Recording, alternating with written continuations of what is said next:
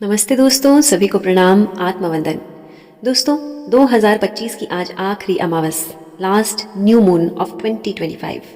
अपने आप में हर न्यू मून, फुल मून बहुत इंपॉर्टेंट होता है, ये मैं पिछली सब वीडियोस में कहती हूँ। इसलिए इस वीडियो में जो भी रिचुअल्स आपके साथ शेयर किए जा रहे हैं, आप इनको 2-3 दिन बाद तक भी कर सकते हैं।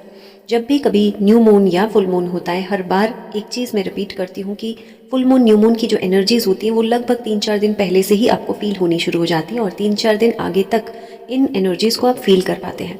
इन दिनों इमोशनल टर्बुलेंस कुछ लोगों में ज़्यादा हो जाता है, यानी या तो इमोशनली बहुत हाई हो जाते हैं या फिर इमोशनली बहुत ज़्यादा लो हो जाते हैं। इन चीज़ों से घबराना नहीं है, क्योंकि अब आप इन चीज़ों को समझ रहे हैं। जैसे ही आपको लगे कि न्यू मून या फुल मून आसपास में है, आप अपनी मेडिटेशन की प्रैक्टिस को थोड़ा और स्ट्रॉन्ग कर दीजिए। आपको ये सारी प्रैक्टिसेस, सारे रिचुअल्स और अंदर से स्ट्रेंथ देते हैं। तो चलिए शुरू करते हैं हमारे आज के रिचुअल से। आपको क्या सब करना है? सबसे पहला, क्योंकि अमावस है और हर अमावस को एक चीज़ बार बार हम कहते हैं कि एंसेस्ट्रल हीलिंग बहुत ज़रूरी है। वैसे तो हर दिन अपने पितरों का आशीर्वाद ज़रूरी है, लेकिन ये जो अमावस होती है, ये एक ऐसा समय होता है जब आप अपने पितरों के साथ बहुत डीपली, बहुत गहराई से उनके साथ कनेक्ट कर पाते हैं। क्योंकि साल की आखिरी अमावस है, तो इस दिन हम एंसेस्ट्रल ग्रैटिट्यूड करेंगे, जिसके लिए आपको एक शॉर्ट वीडियो साथ में दी जा रही है। उसके साथ आप एंसेस्ट्रल ग्रैटिट्यूड कर सकते हैं। और साथ में आपको क्या करना है, आप ये शनिवार के दिन करेंगे, जब सुबह आप अपने घर पर जो भी खाना बनाएंगे, उस खाने के 4 हिस्से, यानी 4 पार्ट्स। 4 पार्ट्स का मतलब ये नहीं कि एक चपाती के 4 हिस्से। मान लीजिए अगर आपने चपाती बनाई है, तो शुरू की जो 4 चपाती हैं वो आपको पहले ही निकालनी है। गाय के लिए, कुत्ते के लिए, कौवा है तो कौवे के लिए, नहीं तो किसी भी बर्ड के लिए। और जो चौथी चपाती आप निकालेंगे वो किसी नीडी के लिए। अगर आपके घर के आसपास आपको लगता है कि आप वो किसी को खिला सकते हैं, विद अ गुड इंटेंशन। कभी भी ऐसे नहीं कि आपके कोई ग्रह टले, उस इंटेंशन से नहीं, बल्कि ऐसी इंटेंशन से कि जिसको भी आप भोजन खिला रहे हैं, हे प्रभु, जैसे इनका पेट भरेगा तो आज जहाँ कहीं भी मेरे पितृ हैं, उनको जिस भी चीज़ की आवश्यकता है, वो जिस भी इच्छा की आवश्यकता हमसे कर रहे हैं, क्योंकि वो बोल तो सकते हैं नहीं एंसेस्टर्स, तो ऐसा भाव देकर आप किसी भी नीडी को खाना खिला सकते हैं। अब यहाँ पर कुछ बच्चे हैं, कुछ ऐसे लोग हैं मेरे साथ जो कि हॉस्टल में रहते हैं। आपके लिए स्पेशली ये रेमेडी है। अपने मार्केट से कोई भी ऐसी चीज़ ले आएँ, जैसे मान लीजिए आप शुगर का कोई पैकेट ले आइए, या आप आटे का पैकेट लेकर आ सकते हैं। आपको लगता है कि आप दूध देना चाहते हैं तो दूध का पैकेट ले आइए। कोई भी पैकेट फॉर्म में कोई चीज़ अपने घर लेकर आनी है पहले, और फिर सैटरडे मॉर्निंग को आपके घर से वो चीज़ आप लेकर जाएंगे। प्रभु का आशीर्वाद लेंगे कि हे प्रभु, मैं अपने पितरों के निमित्त ये सब दान देना चाहती हूँ। तो जहाँ कहीं भी मेरे पितर हैं, उनको जो भी उनकी इच्छा है, वो तो मैं नहीं जानती हूँ, लेकिन ये जो मैं खाने की चीज़ या भोजन या जो भी आप दे रहे हैं, ये मेरे पितरों के निमित्त मैं दे रही हूँ। इस भाव से जिसको भी आप खिलाना चाहें वो खिलाएंगे।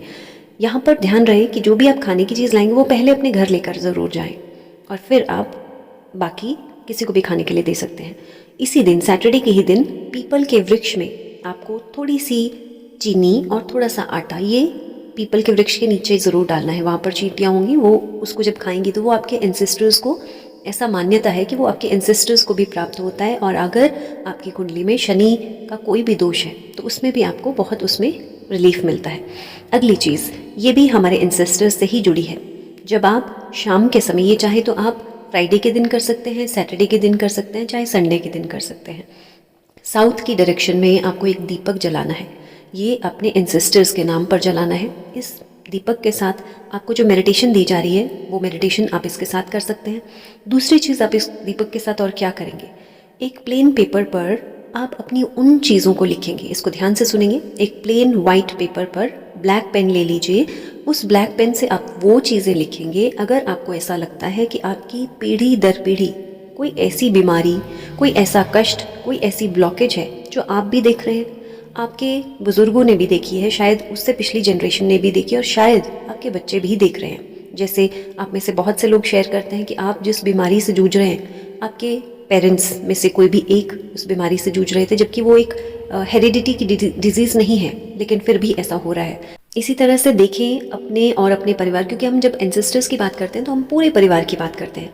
आज अपने परिवार को ध्यान से देखें कि क्या आपके परिवार में किसी ने भी कोई फाइनेंशियल ब्लॉकेज देखा है। ब्लॉकेज का कैसे पता चलता है? अगर इतनी मेहनत के बावजूद भी जितना आप डिज़र्व करते हैं उतना पैसा नहीं मिल पाया, या हो सकता है आपके जीवन में बहुत पैसा तो आया, लेकिन वो सारा का सारा पैसा तो जो था वो या तो डूब गया या बीमारियों में ही चला गया, आप उसका कोई अच्छा यूज़ नहीं कर पाए। तो फाइनेंशियल ब्लॉकेज हो सकता है। उसी तरह से कुछ लोगों को वंश वृद्धि को लेकर यानी कंसीव नहीं कर पाते हैं। तो अगर आपको लगता है आपने मेडिकली सारे टेस्ट करवा लिए लेकिन उसके बाद भी आप कंसीव नहीं कर पाए, तो हो सकता है कोई इंसेस्ट्रल ब्लॉकेज हो, उसको भी आप रिलीज़ कर सकते हैं। फिर इसके अलावा हो सकता है घर बनाने को लेकर आपके बहुत सारे एफर्ट्स के बाद भी, बहुत कोशिशों के बाद भी आप अपने लिए एक घर नहीं बना पाए, या हो सकता है आपके पेरेंट्स ने भी बहुत कोशिश की लेकिन घर बन नहीं पाया।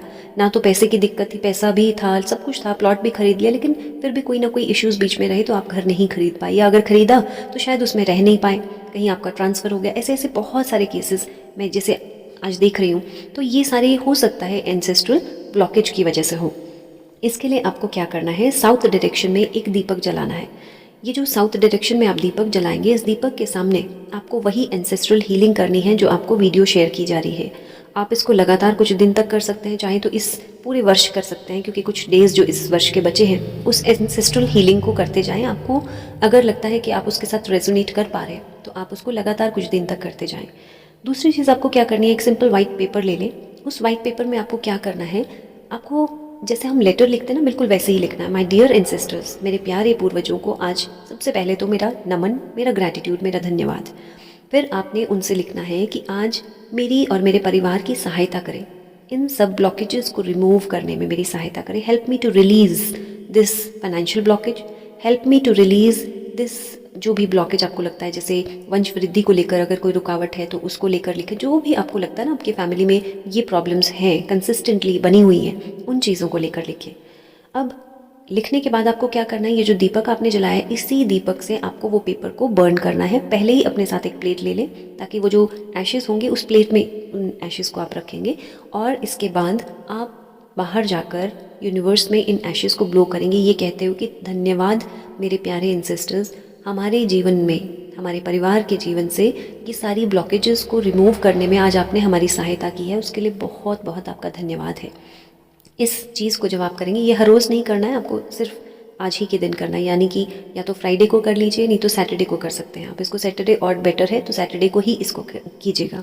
अगली चीज़, ये हम लाइव सेशन में भी करेंगे, विजन बोर्ड को प्लान करेंगे। कैसे करना है वो हम लाइव सेशन में करेंगे, तो आप में से जो लोग लाइव सेशन ज्वाइन करते हैं बहुत अच्छा है, नहीं करते हैं तो आप उसकी रिकॉर्डिंग देख सकते हैं। अगला रिचुअल बहुत पावरफुल है, फ्राइडे भी है तो आप कोशिश करें इसको फ्राइडे के दिन ही कर लें।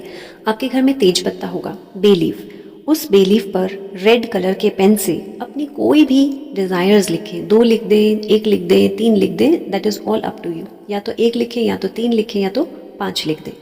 अब इन डिज़ायर्स को लिखने के बाद कुछ देर बैठे इसके साथ अपने पूजा घर में, अपने प्रभु से, अपने पितरों से प्रार्थना करें कि हे प्रभु, आपने ये डिज़ायर्स मेरे मन में, इन डिज़ायर्स का बीज तो बोया है, मेरे लिए अगर ये सही है तो आप इनको पूरा करने में मेरी सहायता करें। ऐसा प्रार्थना करनी है कि अगर मेरे लिए अच्छी हैं और मेरे परिवार के लिए अगर ये अच्छी हैं तो आप इन्हें पूरा करने में मेरी सहायता करें। उसके बाद आपको ये बे लीफ जो है ये बर्न करना है और ब्लो करना है। जो इसकी एशेज़ होंगी उसको आप अपने गमलों में भी डाल सकते हैं। अगला जो रिचुअल आपको करना है वो है न्यू मून सोल प्रॉमिस। आप समझ गए होंगे, जो लोग लाइव सेशन ज्वाइन करते हैं वो इसको सुनते ही समझ गए होंगे। अपनी सोल के साथ कुछ प्रॉमिसेस आपको करने हैं। ये 21 डेज़ की ट्रांसफॉर्मेशन वीडियो में भी आपसे मैंने शेयर किया था। इस साल के जितने भी दिन बचे हैं, अपने आप से, अपनी सोल से प्रॉमिस करना है। इसको आप लिख कर करेंगे तो और बेटर है, क्योंकि आप हर दिन उसको अलग अलग तरीके से करेंगे तो वो इतना इफेक्टिव नहीं होगा। आप इसको आज के दिन, कल के दिन, जब भी आपके पास समय हो, इसको लिख लें। आप अपनी सोल से क्या प्रॉमिसेस कर रहे हैं। जैसे प्रॉमिस हो सकता है अपनी, मैं ज़ुबान को कंट्रोल करने की प्रॉमिस करती हूँ। हो सकता है मैं सुबह जल्दी उठने का प्रॉमिस करती हूँ। हो सकता है मैं जब भी मेरे अंदर कोई नेगेटिव थॉट आता है मैं उसके ऊपर काम करने का प्रॉमिस करती हूँ। क्योंकि देखिए, प्रॉमिस करने का मतलब ये नहीं है कि वो प्रॉमिस ब्रेक नहीं होगा। प्रॉमिस करने का मतलब है कि आप कोशिश करेंगे, क्योंकि ये जो कोशिश है ये एक दिन में आपको रिजल्ट दे या ना दे इसके बारे में कुछ नहीं कह सकते। तो इसलिए जब कभी आपको ऐसा लगेगा कि ओहो मैंने प्रॉमिस किया था पूरा नहीं हो पाया, तो उससे घबराना नहीं है। प्रॉमिस का मतलब है कि आप कोशिश शुरू कर चुके हैं। उसके बाद ऐसा नहीं होना चाहिए कि आपने जिस भी चीज़ के लिए प्रॉमिस किया है आप सोचें कि चलो आज तो कोई बात नहीं, आज के दिन छोड़ देते हैं। That means then you are breaking the promise. Promise करने का मतलब है कि आप उसके लिए हर समय आज के बाद प्रयासरत होंगे, यानी एफर्ट आपका जारी रहेगा। क्योंकि जैसे ही आपका एफर्ट जारी रहेगा वो चीज़ होना बिल्कुल निश्चित है। उसमें कितने दिन लगेंगे इसके बारे में सोचना भी नहीं है। अब ये हुआ आपका न्यू मून सोल प्रॉमिस, इसको लिख लीजिए ज़रूर। अगली चीज़ जो आपको करनी है, क्योंकि ये साल का कुछ अंतिम दिन बचे हैं, तो आप इस बार टाइम ईयर क्लोजर ज़रूर लिखेंगे। ये टाइम ईयर क्लोजर क्या है? डियर 2025, आप समय को पत्र लिखेंगे। हम यूनिवर्स को पत्र लिखते हैं, हम सोल को पत्र लिखते हैं, हम एक पत्र लिखेंगे इस बार डियर 2025। और क्या लिखना है? Thank you for all your blessings this year. आपने इस बार जितनी सारी भी ब्लेसिंग्स 2025 में ली होंगी उसके लिए ग्रैटिट्यूड देना है। Thank you for your teachings, teachings के लिए भी थैंक यू लिखना है। Thank you for your pains, जो पेन्स आपने इस साल सहन की है किसी भी फॉर्म में हो सकती है, उनके लिए भी ग्रैटिट्यूड लिखना है। Thank you for your strength and your growth, जिन चीज़ों से आपको स्ट्रेंथ फील की, जिससे आप ग्रो किए, उन चीज़ों के लिए भी लिखना है। I take the positive things from you this time. इस बार मैं आपसे सारी की सारी पॉजिटिव चीज़ें लेती हूँ and I release all the negativities. इस वर्ष मैंने जो भी कहीं जाने अनजाने अपने अंदर नेगेटिविटीज़ ले ली थी, जैसे हो सकता है किसी से नाराज़गी ले ली थी, हो सकता है मैंने कहीं से ओवर थिंकिंग करते हुए अपने लिए कोई नेगेटिव थॉट ले लिया था, तो उन सब चीज़ों को जो नेगेटिव हैं, which are not required for me, जो मेरे लिए ज़रूरी नहीं है, आज मैं उनको रिलीज़ करती हूँ। इस पेपर को आपको 31 दिसंबर तक अपने पास ही रखना है। बीच में अगर आपको कुछ और भी याद आता है इसमें लिखने के लिए तो आप ऐड कर सकते हैं। 31 दिसंबर यानी last day of this year, आप उस दिन इस पेपर को बर्न करेंगे, ग्रैटिट्यूड के साथ ब्लो करेंगे यूनिवर्स में और कहेंगे कि आज मैंने इस साल से सारी पॉजिटिव चीज़ें एक्सेप्ट करते हुए विद ग्रैटिट्यूड और नेगेटिव चीज़ों को विद ग्रैटिट्यूड में रिलीज़ करती हूँ। नए इस वर्ष में एक नई ऊर्जा के साथ मैं एंटर करती हूँ। बहुत बहुत यूनिवर्स का ग्रैटिट्यूड करेंगे।